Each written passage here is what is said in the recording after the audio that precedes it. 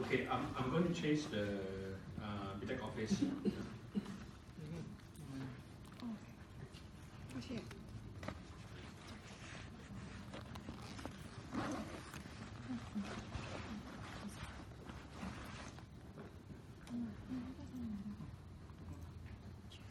Okay, after lecture today, I'm going to upload some practice question to IDLE. So try to solve this question.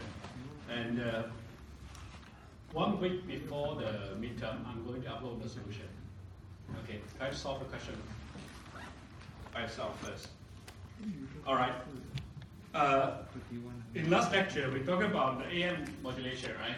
So AM, we say that we have two modulation schemes. One is AM DSP, the other one is AM DSP SC. Okay, so we see the advantage and disadvantage for AM DSP and AM DSP SC, right? For example, for AM DSP, because it has a term related to the carrier. Okay, so this one, okay, it relates to the carrier, and this carrier actually spends a lot of energy. Okay, it took a lot of energy from your transmission signal. And this carrier actually it won't carry any information. It is those upper sideband and low sideband carry information. Right? So that's why we come up with another AM modulation scheme. It's called AM DSP suppressed carrier. Alright. Another thing we can see from this spectrum, okay, this is the original signal, right? The original envelope. After modulation, the whole thing will shift to the high frequency band. Leave the frequency band from 0 to FC minus B, not from 0 to FC, okay? From 0 to FC minus B are occupied. That means other people can make use of this spectrum. Well, in the original case, from 0 to B is already occupied by your message. Nobody else can use it. Otherwise, it will cause interference. Alright. So that's the idea of modulation. Okay. And we know that for AM DSP, because when mu is less than 1, its envelope actually represents a message. Okay. Its envelope, this is a message, its envelope actually represents a message. In other words, the shape of the envelope is quite close to the message, subject to scaling, okay, and DC offset. All right. So once I can pick up the envelope, the dotted line over here, then I can recover my original message by a DC blocker and proper amplification. Okay, no problem. But how we can pick up the envelope of AM DSP signal if the mu is less than 1? We can make use of an envelope detector, and we know that envelope detector is quite low cost. We just need a resistor, capacitor, and a diode. Okay, so we can pick up the envelope. But in case mu is greater than 1, we still can use envelope. But this time the envelope detector output is no longer the same as our original message. So in that case, although it can pick up the envelope, but this envelope is no longer the same as message. It's going to be a useless signal. So in this case, you cannot use envelope detector. Okay. So if we can make use of envelope detector, and envelope detector is a low cost, so AM DSP has a very low cost detector or demodulator. Alright, that's the advantage for AM DSP when mu is less than 1. But the problem is that its transmission power for AM DSP can be expressed in 2 terms here. Okay, the first term is related to the carrier, as we mentioned just now. The second term is related to the carrier and the message here. And you can see that the first 2 factors here actually same as this one. Alright, so this is P carrier power. In the second term, it's going to be carrier power times mu square times Px. Px is the message power, the modulated signal power, right? And we can show that the second term is less than the first term in PT, right? The second term is less than first term in PT, which means that the message related signal power is less than the first term here, right? Or in other words, the energy used to, or the power used to transmit message related signal is less than 50% of all signal power. Means you are actually wasting more than 50% energy to send the carrier signal. And the carrier signal frequency is already known to the receiver. You don't carry any useful information at all. Right? So in that sense, actually we are wasting our power by using AM DSP. Okay, so that's why we come up with another one, AM DSP SC, suppressed carrier. In this sense, in this case, we don't have a 1 plus mu xt term. We just multiply message signal, modulated signal, with the carrier signal. They are pretty much one together. It looks simpler compared with AM DSP. Okay, so in that case, if you look at the spectrum, it becomes 2 term only. 2 term only. Okay, this term is the shifting of x, capital XF, to some place center at minus FC. This y is centered at FC. We have 2 copies, one at a positive frequency, the other one at a negative frequency. All right. Generally, FC is much greater than the bandwidth of the signal. Okay, so that's why we have a 2 term. Y is located positive, the other one located negative. Center at FC and minus FC. Of course, the magnitude also modified by half of AC, half of AC. All right. But this case, for this case, can we use envelope vector? If you compare these 2 figures, this is original message, okay? Due to the diode, it's going to cut negative half. Okay, this is 0, right? You are going to cut it, the modulated signal, the negative half of the modulated signal. What you can see, just the remaining positive half. Okay, now, I'm going to pick up the envelope, which is shown by the red curve here. Okay, the red curve here. If you compare the red curve with the original message, it's obvious that this red curve is a distorted version of the original message. In other words, in this case, no matter what's the parameter for AM DSP, you never can use envelope vector. Okay, you never can use envelope vector. The question is that how are we going to do the modulation or demodulation or AM DSP-SC? We must use another scheme or another technique. It's called coherent detector or coherent demodulation. Okay, later we will see. But this coherent demodulation is quite complicated. Yeah, it means that they are going to have a very high cost compared with the envelope detector. So that's the problem with the AM DSP-SC. But the good thing for AM DSP-SC is that its power efficiency is higher. You can see that all the transmission power actually is used to transmit signal related to the message here. In other words, you only have 2 sidebands. You don't have any carrier component anymore. You only have 2 sidebands here. So that's the advantage for AM DSP-SC. Okay, so to summarize, we have advantage disadvantage for both schemes listed here. Okay. So you need to know why we need to do this. Why we need to use different modulated scheme here. Of course, there are some other AM modulated scheme, like I mentioned in the beginning of this chapter. We have a vested residue modulation, which is used for the analog TV program modulation. All right. Okay. We say that AM DSP SC can save a lot of power versus AM DSP, right?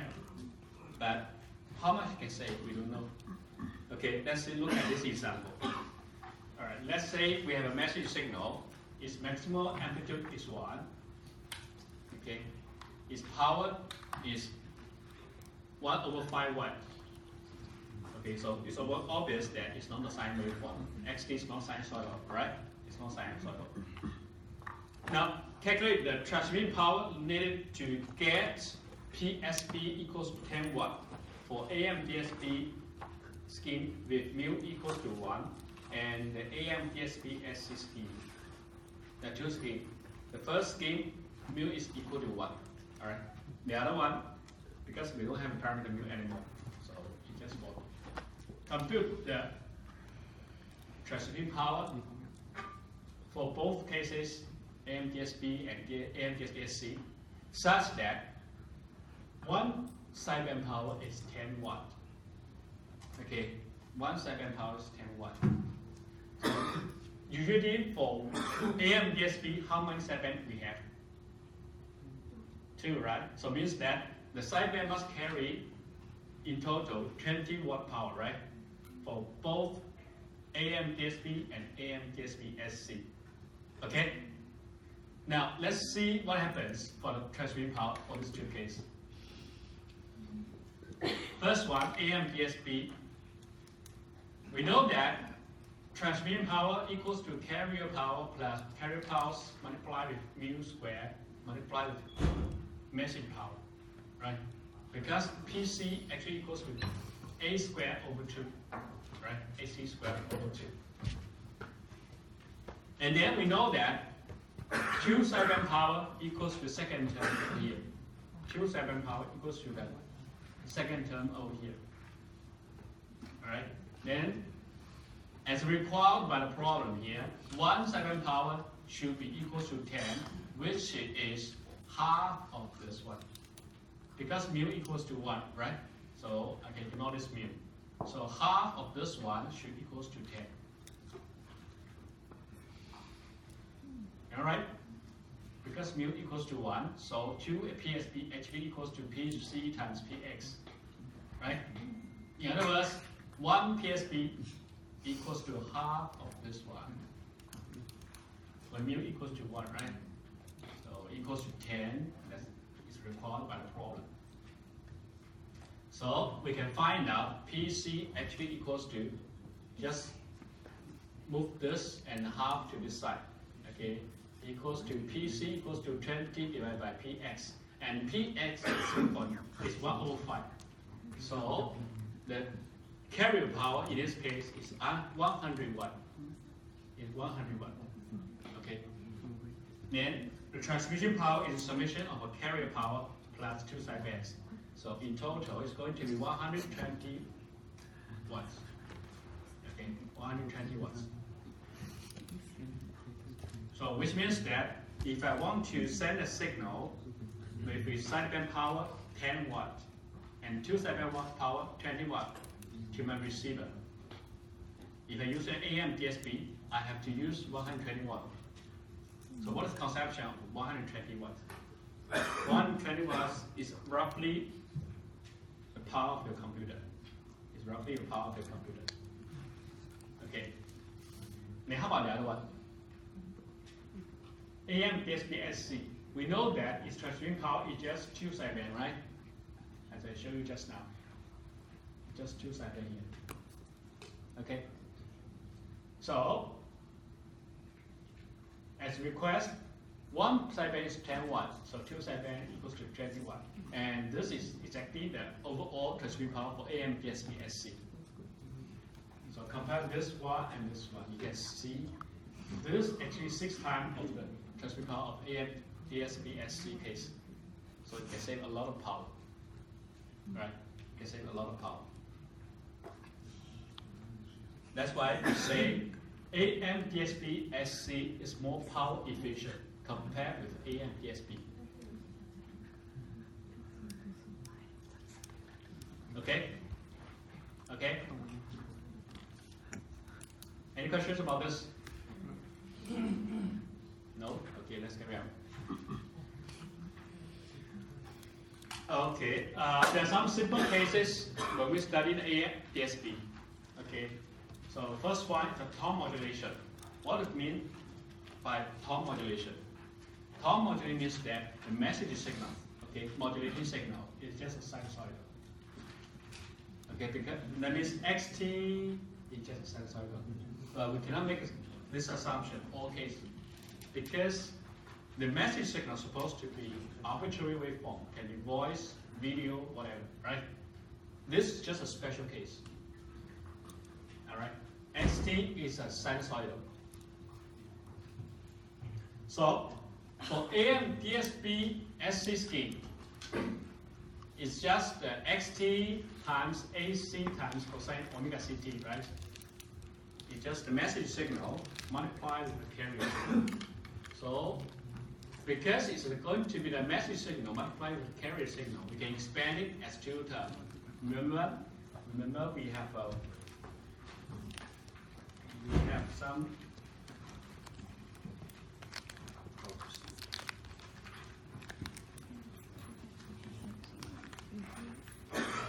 Okay, do you still remember this one? Okay. So, can you guys see here? Can you see? Okay, let's say we have a message signal AM cosine omega mt and carrier signal AC cosine omega ct. So my modulated signal xct is supposed to be the multiplication of these two, right? So it should be AM or AC times AM cosine omega mt times cosine omega ct. Okay, so how to expand this one? Make use of the trigonometry identity here. Okay, cosine alpha times cosine beta is supposed to be cosine alpha plus beta plus cosine alpha minus beta divided by 2. Am I right? Make use of this property. Cosine alpha cosine beta equals to half of cosine alpha plus beta plus cosine alpha minus beta. Okay, so how can I get this one? How can I get this one? You sum this one together, so the second term here and the second term here is going to cancel out, right? What's left on the right hand side is just 2 times cosine alpha plus beta, right? On the left hand side is cosine alpha plus beta plus cosine alpha minus beta. Okay? So that's why cosine alpha times cosine beta equals to half of the left hand side. Okay, half of the left hand side. Can you see this? Alright. That's why we have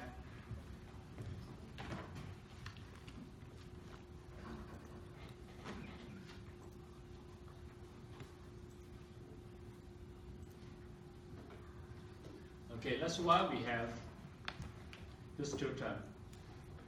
Alright, this two term. We just replace this one with alpha and omega ct by beta. Okay, so we have this two term. Are you okay with this? Are you okay with this? This is going to be very important for your left tree.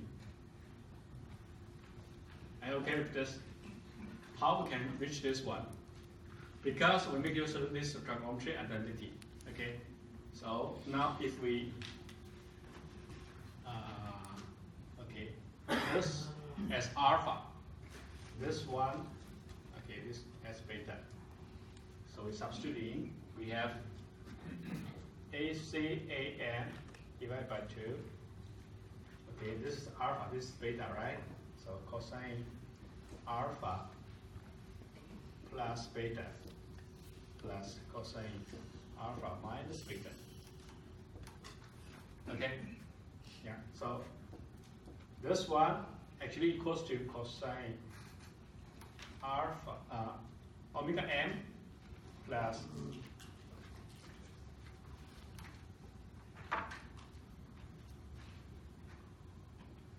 omega m plus omega c times t.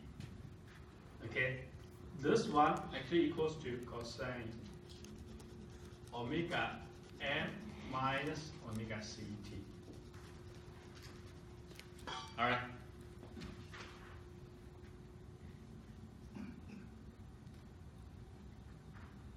Are you okay?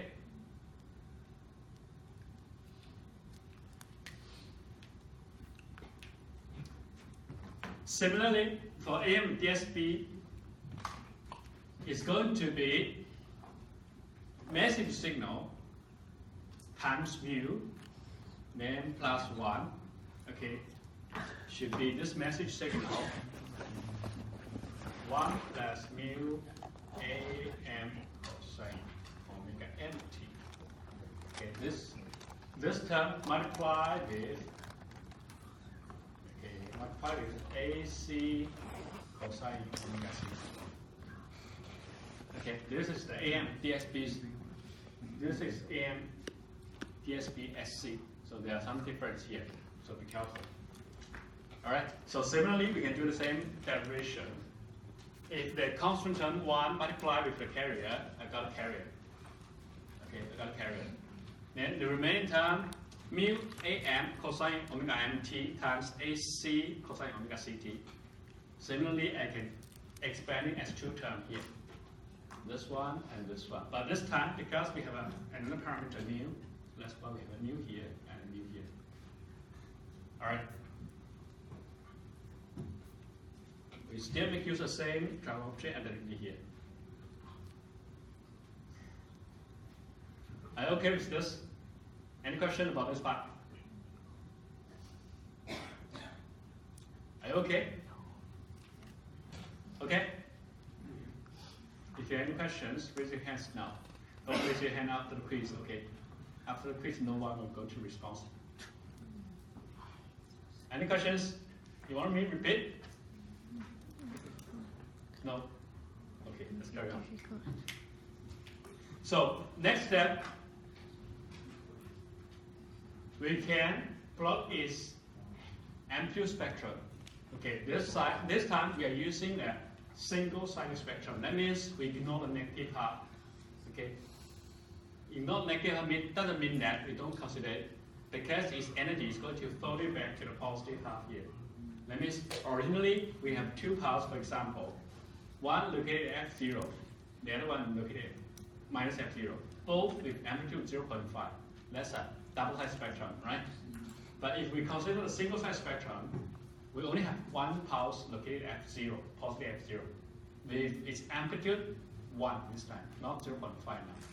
Okay, so that's the difference between the single side spectrum and the double side spectrum. In this case, okay, for AM DSP SC, we see that we have two sinusoids. Okay, two sinusoids. First one with a frequency omega m plus omega c. The other one with a frequency omega m minus x omega c. All right, so we're supposed to see two pulses. One is located at this frequency, the other one located at this frequency.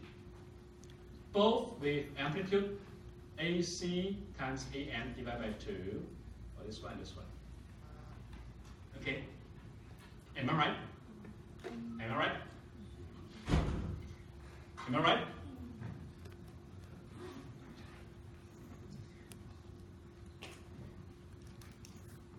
Did I did it correctly? Did I did it correctly or not? Okay, now if you don't know, let me ask you a question. Okay, omega m plus omega c is positive frequency, no problem. It's supposed to be here, right? We just change the unit. Here is radians per second. I just convert it to the hertz. It's not big deal, just divide by 2 pi. Okay, this one divided by 2 pi, no problem. And how about second one? This one. How come you get this fc minus m, fm? The second term is not f omega c minus m, omega m, right? It's omega m minus omega c. Although you divide by 2 pi, it's supposed to be fm minus fc. Am I right? How come you got this one? Have you think about this? Why? Why?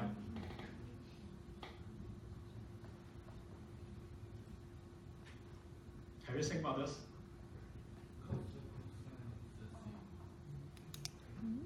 Yes. Okay, there are two ways to look at this problem. First one, because cosine minus x is equal to cosine x. Alright? So you can replace this position with 2 omega. Actually, won't change the result. In other words, you can write this term as AC times AM divided by 2 cosine omega c minus omega n times t. Then you have this one, no problem. That's why I want to look at it. The other way to look at it is like this. You can still take this one divided by 2 pi, then you have Fm minus Fc, right? And we know that Fc is much higher than Fm. So this one is supposed to be a sinusoid at negative frequency already. Am I right? So this negative frequency is omega m, is Fm minus Fc. So you're supposed to see its image on a positive frequency, am I right? So where is its positive frequency image? Should be Fc minus Fm, correct? In single side spectrum, actually we ignore those spectrum line at negative frequency. We just consider the positive frequency component. So we just keep its image here. Okay, there are two ways to look at it. That's why we have omega m minus omega c here, but we have Fc minus Fm here. Okay, you need to be clear about this. Okay, sorry. Okay, for AM, DSB, then after we clear about this AM, DSB, and C, AM, DSB becomes clearer, right? So we have 3 terms. This one corresponding to Fm plus Fm plus Fc, which is this one, with amplitude mu times AC times AM divided by 2. Okay, this one. All right. This one, same amplitude, but this time located at Fc minus Fm, similar like this one. All right. Although omega m is less than omega c, but we still have a component over here. Okay. Now, what's left behind is just the first term. The first term corresponding to the carrier signal, right? So it must be a signal at frequency Fc or omega c. Okay, Fc omega c, just omega c divided by 2 pi equals Fc. So it's just how to convert the cyclic frequency and angular frequency. Okay. Its amplitude is given by this quantity AC. So its amplitude is supposed to be AC over here. Right? So it's a simple case for AM modulation. Okay. When we talk about single tone, generally it's a most simple case because in this case, message is just a sinusoid. So the analyze becomes easier and obvious. All right. But you need to tell yourself how we can reach this step from here to this one, and from here to this one. You need to know. Okay, that's one thing. The other thing, how we can map in this frequency to here and this frequency to here. Okay, you must understand this. Okay, let's see another example. Tone signal xt. Okay, tone signal. Simple case for modulation, alright? Means this xt is the message. It's cosine omega mt, where omega is equal to this one. Okay. So can you tell me what's the cyclic frequency for this message? What is the cyclic frequency for this message? How many hertz it is? How many hertz it is?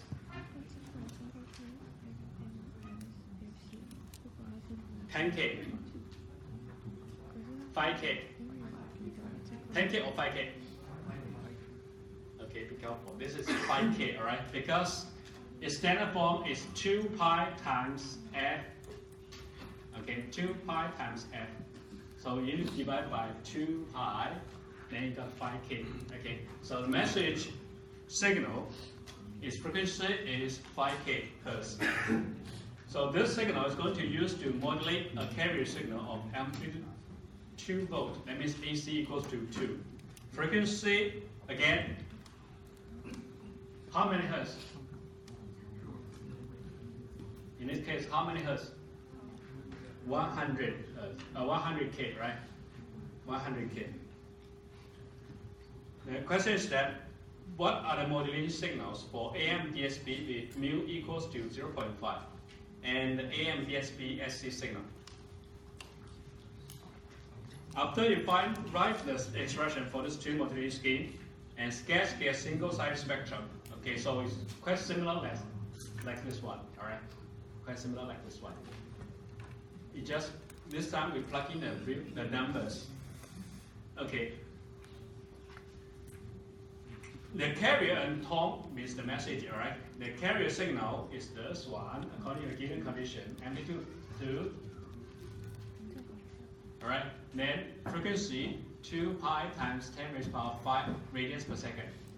Okay, the message signal, the tune, all right, its amplitude spectrum has two spectrum lines because it's a cosine omega nt. Okay, it's cosine. So they have two spectrum lines. One is located positive, the other one located negative. All right, this two spectrum line is going to be shipped to a high frequency band and a negative frequency band, right, by modulation. But first of all, we need to find it where's the original two spectrum line, because it's with a frequency 5K. So for this message signal, we're supposed to see two spectrum lines, one at 5K, the other one at minus 5K, both with amplitude 0.5. Now we are talking about double side spectrum now, all right? One is positive, the other one is negative. Okay, so this two has half of the amplitude of this one, which is 0.5. Okay, and after modulation, this two spectrum line is going to shift to a high frequency band and low frequency band. Okay, but first of all, we can look at from the mathematical model here. So xct equals to AC, which is 2, right? Cosine 2 pi times 10 raised to the power 5 carrier times 1 plus 0.5 cosine 10 pi times 10 raised to the power 3t. This part in the square bracket actually is the envelope of this AM DSP signal. Okay, it is the envelope of this DSP and this AM DSP signal. Okay.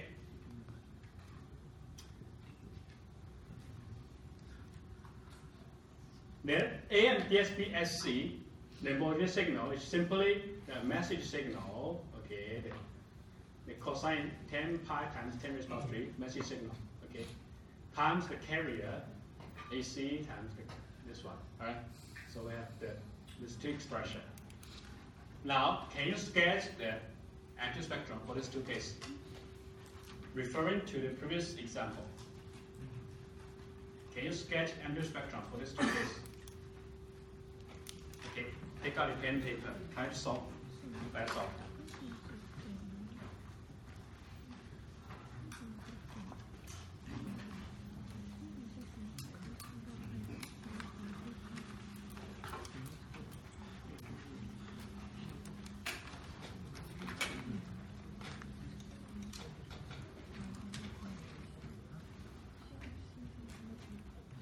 We're asking for the single side spectrum, okay?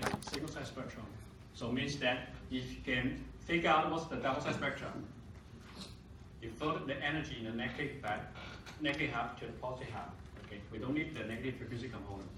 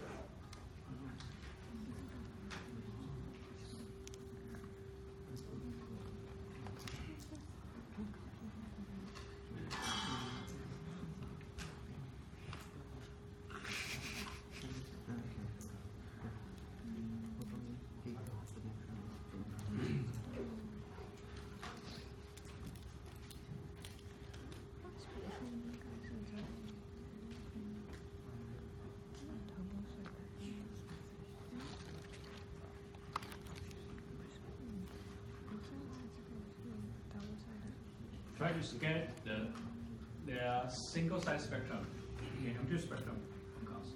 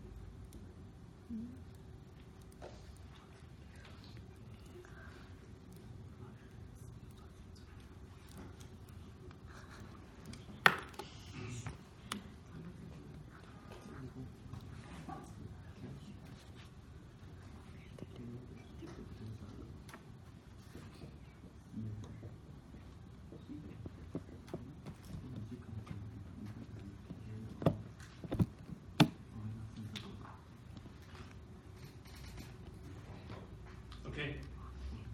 If you sketch spectrum, amplitude spectrum for these two cases, AM, DSP, you're going to see three spectrum lines in the single side spectrum. All right. One is the upper sideband, the other one lower sideband. This one is for the carrier. Okay. We say that for the carrier, it has an amplitude 4. Okay. Whereas for 2. I read it 4 here. Because it's 4 times of the sideband. That's why I read it 4 here. Actually, it's 2. Yeah, correct. Okay, its amplitude is 2. Whereas there are 2 sidebands with the amplitude is just 0.5.